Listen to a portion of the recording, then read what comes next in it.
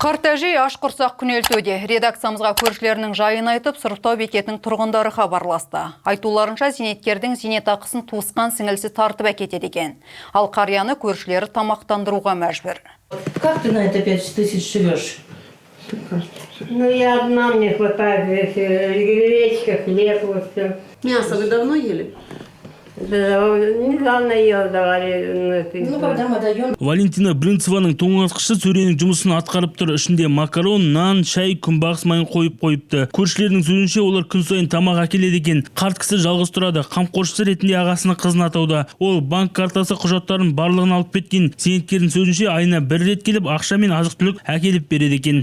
5000 дала только. 5000 теңге береді. Көршілерім көмектеседі. Неліктен 5000 теңге беретінін білмеймін. Бұрын 20 000 беретін, қазір 5000-ға ғана ұстатады. Наташа өзі жұмыс істемейді. Танечка, ты когда последний раз мылась? А мне негде мыться здесь, ладно. Валентина Тарасовнаның психиатриялық диагнозы бар және қант диабетімен сырқаттанған екен. Ол әрдайым ем қабылдап тұруы керек, бірақ көршілері ауруханаға жатқанын көрмегелі көп болды дейді. Она сама мне жаловалась, Валя. Ол маған өзі шағымданған, оны сіңілісі ренжітетінін айтты. Меніңше ұратында сияқты. Біз неге зейнетақыңды алып алмайсың? Қаласаң басқа карта жасап берейік. Сол кезде алатын боласын десек қорқады. Ол бірнеше рет бөтен адамдармен келіп, қарияны қуып шықпақта болды. Енді аш қалдырып отыр.